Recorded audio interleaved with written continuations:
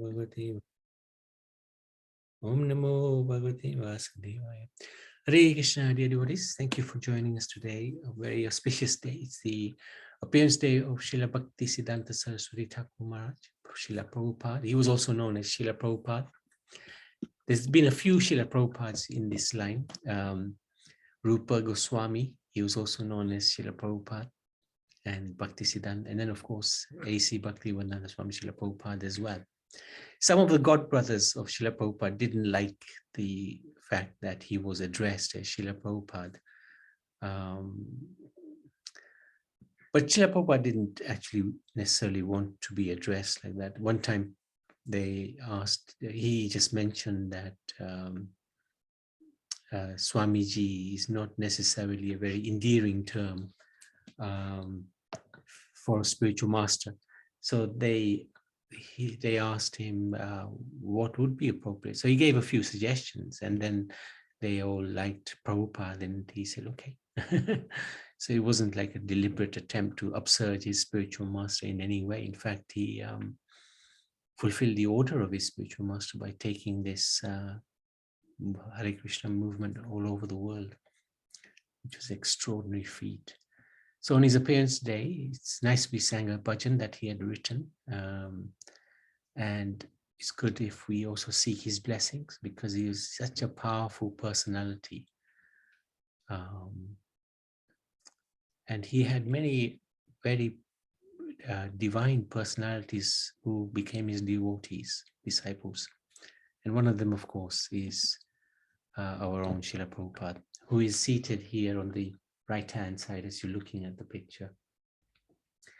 This is the greeting which was received by some devotees who were sent to the West by Bhaktisiddhanta Saraswati to preach their Krishna consciousness. But at that time, it was very hard. It was in the 30s. And you could argue that in the 60s, there was a little bit of a different mood, especially in America. The flower revolution had sort of taken place. The hippie movement had grown, and there was a lot more openness about different ways of thinking. And in England, especially, in those times, it must have been very difficult to do any preaching. But also the fact that Srila Prabhupada was such a great personality that only he could really do it. There was one occasion when I heard this many years ago. Bhaktisiddhanta Saraswati was speaking at in a hall, and he was saying, who is going to go? Who is going to go to the West? And nobody was really keen, because going to the West was considered to be actually sinful. Going to the land of the Asuras, crossing the ocean, is still in some religious sects, it's regarded as, you know, if you're going to cross the ocean, don't bother coming back. You're not going to be regarded as the same person when you come back. So nobody put their hand up, but at one point, Bhaktisiddhanta Saraswati, he just looked straight, and Prabhupada was right at the back of the hall, and he said, I know who will do it. And he was looking at Prabhupada, apparently.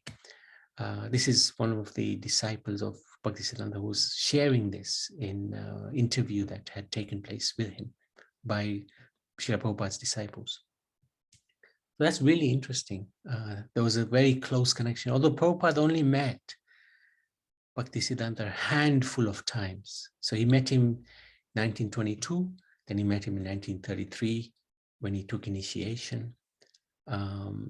And perhaps in between, there was a couple of occasions where he met him. And then after that, maybe 2 or 3 times. One time in Radhakund, he met him, where he advised him, if you ever get money, print books.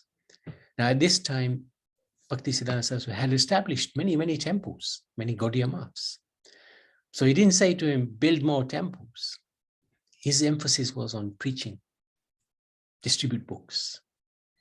And another time, well, the final time when he got any instructions from Bhaktisiddhanta was when he wrote to him in this in 1935, the final year of Bhaktisiddhanta Saraswati, he wrote to him saying, I am simply a grihastha. You have so many wonderful sannyasis around you. What service can I possibly do for you? So then a few weeks later, just before he passed away, I believe, Bhaktisiddhanta Saraswati, Prabhupada received a letter from Bhaktisiddhanta Saraswati saying exactly the same message that he gave him when he first saw him in 1922. If you preach in English to the Western world, it'll be good for them, it'll be good for you. So Prabhupada kept that order in his heart for many years. And that was 1935. He didn't go to the West until 30 years later. But he never forgot the order. In all that 30 years, he was preparing. And he went at exactly the right time. So this is the relationship between the spiritual master and the disciple. It's a relationship which cannot be really defined by any scripture or you cannot even predict it, because it's such a unique, amazing relationship. As long as this disciple is genuine and the spiritual master is genuine, then there is a potency of Krishna that works through them, which is beyond understanding. And we can see it here, this, the relationship with Bhaktisiddhanta and Srila Prabhupada, who hardly met, but yet what happened between the two of them, they had such an impact in this world. Bhaktisiddhanta all over Bharat, he spread it, and Srila Prabhupada all over the world. What an impact. So anyway, fortunately for us and the benefit of all people of the world, Bhaktisiddhanta Saraswati Thakur's dear disciple, His Divine Grace A.C. Bhaktivedanta Swami Srila Prabhupada, carried out his Guru Maharaj's order and has spread Lord Chaitanya's Nam Sankirtan movement to every corner of the globe, and is now being assisted by thousands of disciples in his preaching work.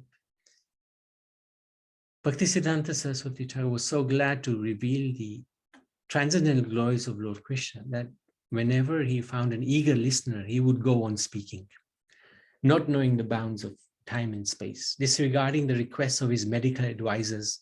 Up to the last moment, he continued to deliver the message of the Supreme Lord to all people. This was the only purpose of his divine appearance in this world. He need not appear here by being forced by laws of nature as an ordinary human being appears. He worked until the last moment of his life without any reservation, disregarding physical pleasure, comfort, or relief to himself. His whole life was absorbed in a mood of loving devotion to the Lord. He was fully devoted to the propagation of teachings of Chaitanya Mahaprabhu. This noble example of his life and conduct, his powerful speeches, numerous publications are evidence to this fact. And we can see this reflected in Srila Prabhupada, because right up to the end, we know it for a fact because it's been recorded. He was dictating his Bhaktivedanta purports while he was lying on the bed, hardly any skin on his bones, yet he was still translating or writing, speaking his Prabhupada purports. So he didn't stop until the very, very end. And this is really the blessing of the Lord. In old age, even now, not so much old age, we know the difficulties of the body, one little pain and suddenly, we're out of it. But these divine souls, they transcend the bodily impact on the soul. They just transcend everything. And they continue. In 1936, it wasn't 1935, it was 1936. He was residing in Jagannath Puri, and on 31st December 1936, at the age of 62, he left this mortal world and again re-entered the loving pastimes of Radha and Krishna in the sweetness of Brajdam, the spiritual atmosphere. So these are some nice photos. Loads of disciples, they were doing kirtan in Calcutta in 1930. Some more disciples. They got very stern-looking faces, very serious-minded devotees. Some big guys as well.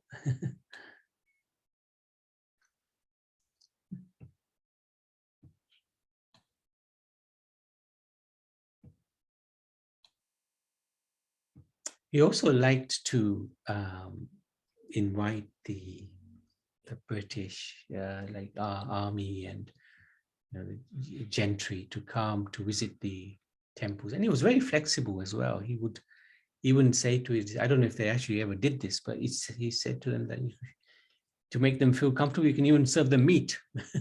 I don't know if they actually ever did that.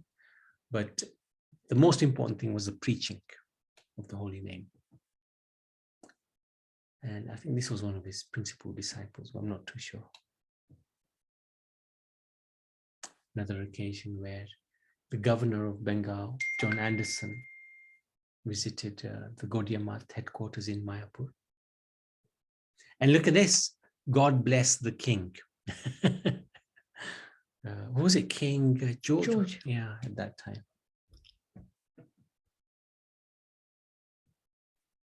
So he kept the etiquette, didn't want to make anybody feel uncomfortable. Of course, he gave them a hard time when he came to a temple by explaining to them about Krishna consciousness. And this was during a time of one of his tapasya or chaturmas. Yeah. And his legacy, he left 64 mats, and I'm sure that's probably more now. It's sort of got splintered a little bit because factions appeared. This is one of the problems with this world, even within the spiritual sort of movements. We see politics comes and plays because egos of people conflict with each other. I want to become temple president. I want to become manager. I want to become guru. And then all sorts of fighting takes place, which is absolutely ridiculous because how long are you going to hang on to the position, the name, and the fame? Death will come, and it'll come much sooner if we're very attached to name and fame. Hare Krishna, Prabhuji. Hare Krishna. So in his time, Bhaktisiddhanta Saraswati Thakur's time, there was, or after he passed away, there was nothing like this GBC. No. Nothing of that sort. Or, that's correct. He actually either told his disciples, he told his disciples that you should form a governing body and run the movement as a group, and a natural leader will arise. He did say that to them, but they actually just went ahead and elected one person to lead the movement, and then later on that person he wasn't quite up to the job, so it resulted in factions and splinters. So Prabhupada then, when he started the Hare Krishna movement in the West, he quite soon after starting, he put together a body, like the governing body commission, the GBC, in order to keep the organization together, and united. And it has succeeded. But the egos, unfortunately, you cannot escape them. After Prabhupada left, there was 12 personalities decided that he had made them gurus, and effectively they upsurged the whole movement. And so many disciples of Prabhupada left because these gurus had such big egos, and most of them fell. So this is the problem with this world. This is the material world. We have to be realistic. It's nothing's going to last forever, and there has to be some understanding that live and let live. Why do I want to, these gurus wanted to be worshipped as if they were Prabhupada. But they were not Prabhupada. And they're still not Prabhupada in any sense of the word. So why do you want to be worshipped, for crying out loud? One minute you are a disciple, hardly knowing anything. The next minute you're a guru, and you are worthy of worship. It's laughable, absolutely laughable. And of course, that's caused huge problems. But somehow, Prabhupada's potency is so great that the movement has not been destroyed. And in fact, it's grown. In many senses, it's grown. In some sense, it has really become pathetic. Like in the States, there are hardly any devotees in the temples. Really? Hardly. Mainly Hindus go to the temple and regard it as a Hindu temple. In America, it's gone downhill. In India, in Bharat, it's expanded hugely, for sure. Okay. But in America, it's most temples are completely empty. And that's where Prabhupada started. So there are successes, there are failures. The biggest problem is egos, you know, like the current GBCs, you know, forever I want to be a GBC, you know. Well, what's the big deal? You're going to die sometime soon. You know, it's not, you're not going to live forever. Hand it over to somebody else while you still can, before, you know, the snake of time takes it away from you. So. Temples in America, they're huge complexes, aren't they? Some of them, yeah. Something like that. Yeah, some of them are huge. The Los Angeles one is good. When I look at the Hawaii. photos, they all appear huge to me. Yeah. Some of them are good. Some of them are big. Yeah. Well, New York was huge. They had it was like 10 or 20-story building. It was magnificent. And one devotee, he had a dream that Prabhupada said to him, sell it. And they sold it. That was ridiculous. You know, you wonder what planet are some of these guys on, you know? And if they held on to that, that would have been worth hundreds of millions of pounds. And, you know, they would have been able to do so much preaching work. Even Bhaktisiddhanta Saraswati, when he told Prabhupada once, if I could, I would take the marbles off the walls, sell them, and print more books. Because even in his time, Bhaktisiddhanta Saraswati's time, the devotees, they were arguing with each other. When he leaves, when my guru leaves, I want this room. I want that room. I want that position. So even in his time, even though his disciples were actually quite elevated, they were having the same ego problem. I want this, I want that, I want name, I want fame, I want wealth. But what's the use of it? How long are you going to hold on to it?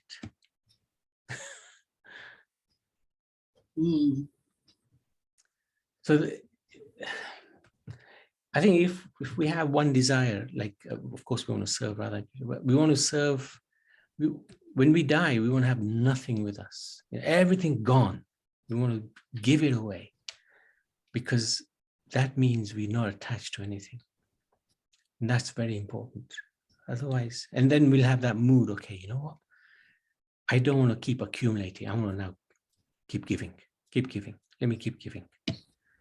And when you're always giving, then you get rid of that consciousness of controlling.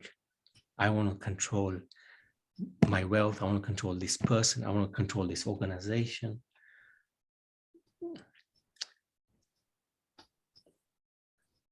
And then you reduce your attachments because you're putting Krishna in the center. Anyway, some of the things I've said are a little controversial, but what the heck? Life's short. Oh, is that okay, Naliben? Yes, yes, Prabhuji, yes. Thank you. Okay. Yeah, he had a lot of disciples. 60,000 is the estimate. My goodness. He gave a lot of instructions. And he was very innovative. He was controversial. Heavily controversial. He's changed things in a very big way. For example, one thing, he's made this parampara into a shiksha parampara, which in one sense is not controversial, because from Vyasadeva to Madhavacharya, anyway, is shiksha, isn't it? But he basically said that the principle that guru disciple has to be on diksha is wrong.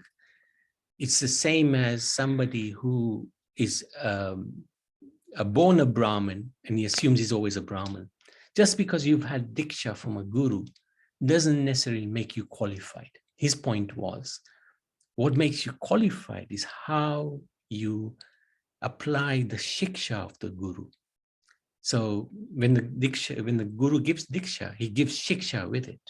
So if you're following the diksha but not following the shiksha, then you're not in the parampara.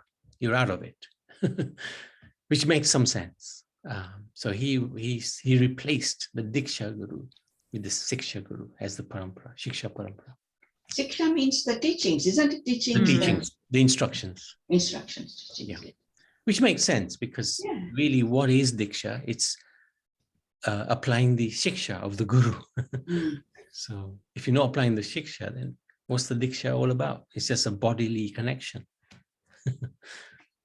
So I'm convinced about this. It took me some time to get my head around this because that innovation is very, very controversial.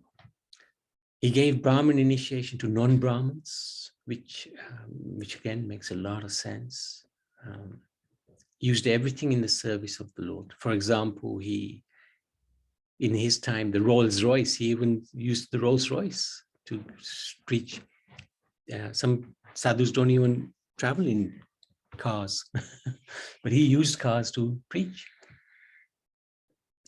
He sent devotees overseas. That was very unique and almost forbidden to go for a sadhu to leave Bharat.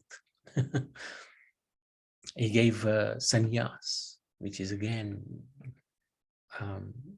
forbidden in the scriptures, but he gave in order to facilitate preaching. So this is the Rolls Royce. There he is sitting in the Rolls Royce.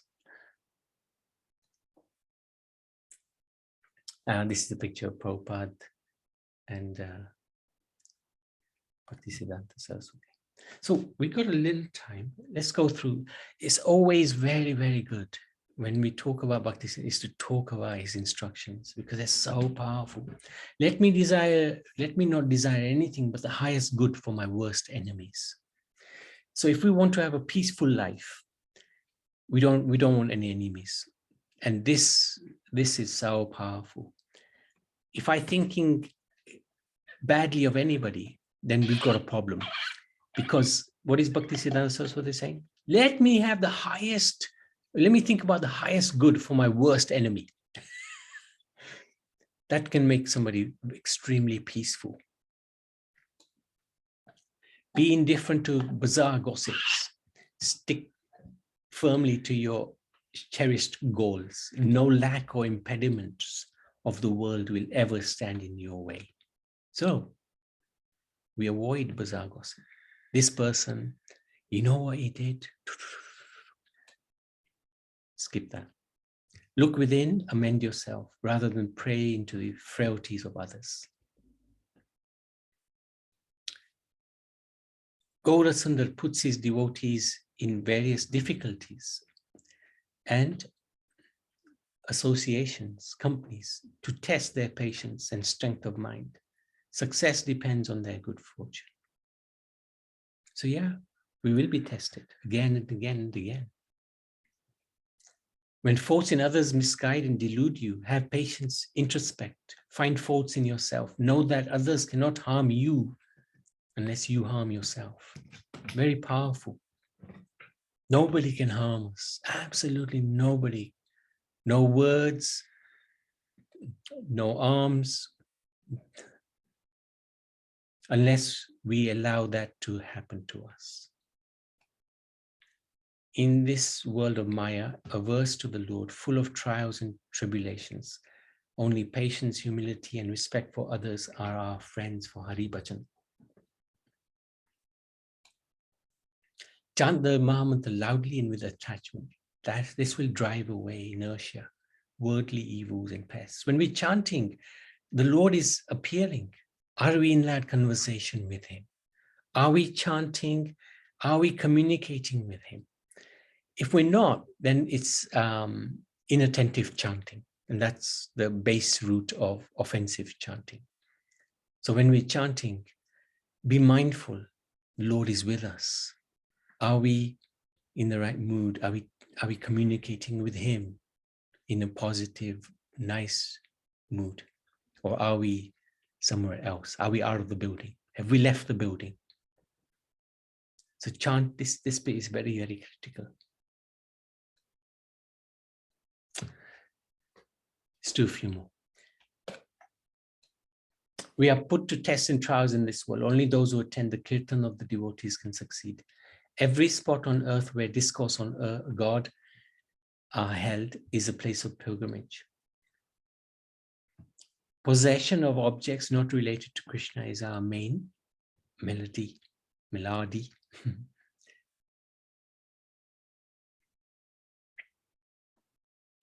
Let me not desire anything but the highest good from ours enemy. As dalliance with the body in luxury increases, so wanes the spirit of service of the Lord. So the more luxuries we have in our life, the less, if we're not using the possessions in the service of the Lord, then, and we're attached to that possession, then we've got a problem. So if we have something that we really like, but it's not in connection with the Lord, then we've got a problem. We have to address that problem. Somehow attach it to the Lord, or become detached from it, walk away from it. Those favored by God find their paths set by thorns. So sometimes people say, hey, you know, I took to this God consciousness, but I've been given so much grief. Well, the Pandavas' path, they were completely pure devotees of the Lord, but their paths were so difficult, right? So difficult. So expect when you take the path of devotion, it will be set by thorns. Lord will give us a lot of purification on the way. But he won't give us anything that's not good for us. We have to understand that. There's no peace or happiness in our worldly life. Circumstances create turmoil and annoyance. Chant the Mahamantra. Pay due respects to the extroverts of the world, but do not be appreciative of their manners and conduct. They are to be shaken off from your mind. A devotee feels the presence of God everywhere, but one averse to God denies his existence anywhere. This is so powerful. You cannot appreciate transcendental matters with the reasoning of the world. It is sheer nonsense to decry them with the measuring stick of your intellect. He didn't mince his words. To cite the name of Sri Krishna is bhakti. It's so simple. That's it. That's all it is. That's all we have to do is chant. One devotee the other day was just saying to me, all Prabhupada wanted was us to chant Hare Krishna, but we can't sit and chant, so he's given us temples to run. Life is for glorification of topics on Hari. If that is stopped, then what need is there to carry on life? So if we can live our life and completely exhaust our material capacity in the service of the Lord, that is a success. That is a great success. We become exhausted in serving the Lord. The other day, Jayanti was exhausted after doing the Abhishek on Nityananda's appearance. That's a success. If you're completely exhausted at the end of the day because you've served the Lord, that's really a success. Physical illness with Hari Bhajan is preferred to physical fitness without Hari Bhajan. You see these great devotees, they have heart attacks. Prabhupada had 2 on the way to in US. He had another one in the US. But did it stop him? No. Our own Guru Maharaj, he had a quadruple bypass operation in 1987. And that's when his preaching service began, you could argue. After that, he went to Mauritius, South Africa, America, all over the place. That's right. So these great souls, even physical illness does not stop them from Hari Bhajan. We might get a little bit slowed down, but these great souls never get slowed down. Our span on life on earth is short. Our life will be crowned with success if the body wears out with constant discourses on Hari. This is magnificent. And the whole point, it's such a short life, and we're worried about, this position and that position. Forget it. We are here on earth not to work as artisans for making big buildings with wood and stone, but work only as messengers for the teachings of Sri Chaitanya Dev. A psychopath is neither a guru. I never understood this actually. Let's do one more page. To transform the adverse desires of the jivas is the supreme duty of the most merciful. To rescue one person from the stronghold of Mahamaya is an act of superb benevolence, far superior to opening innumerable hospitals. So he emphasized this. It was one time in a temple somewhere, I can't remember where now, but a devotee was stealing some items and they threw him out. And Bhaktisiddhanta was so upset. Why did you throw him out? You should have reformed him. Go and bring him back. And the devotees had to go and find him and bring him back to the temple and try to reform him. This person has come after, we're spilling so many drops of blood, gallons of blood to make him a devotee, and you've thrown him out just because of some previous issue with his life. So it's very, very important to share this Krishna consciousness with as many people as we can. It's the blessing that we've been given by our own Srila Prabhupada. He's given us this amazing, he's given us his books, he's given us so much shiksha. And we should be considering ourselves lottery winners, Unless we're devoted to God, secularism shall not leave us. Look within. In the world of Maya, a verse, when false, then that one. I wish that, this is good. I wish that every selfless, tender-hearted person of the Gaudiya Math will be prepared to shed 200 gallons of blood for the nourishment of the spiritual corpses of every individual of this world. This sums him up. He never stopped, he never tired in preaching. He wanted people to come to Krishna consciousness. And he was so innovative in how to bring people closer to God. And whoever brings somebody closer to God, Krishna says in Bhagavad Gita 1868 and 1869, he says, one who gives me, tells about me to others, to my devotees, I'm very happy with that person. That person is very dear to me. And in the next verse, 69, he says, there is no servant in this world more dear to me than that person. So this is very nicely reflected in this. And Bhaktisiddhanta lived like this as well. Very powerful. All right. Thank you, dear devotees. Any questions, any comments?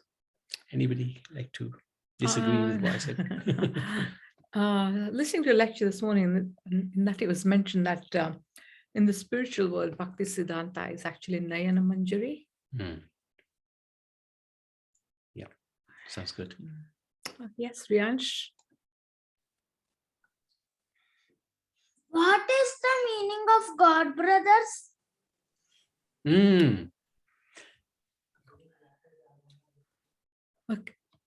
they are disciples of the same guru. So if a guru has many disciples, they're god brothers and god sisters, because the guru is the father. Is that okay? Yes. Thank you. Hare Krishna. Good Hare question. Good question. Thank you for asking. Anybody else? Okay, Bhaktisiddhanta Saraswati Thakur Maharaj, Srila Prabhupada ki Jai. jai.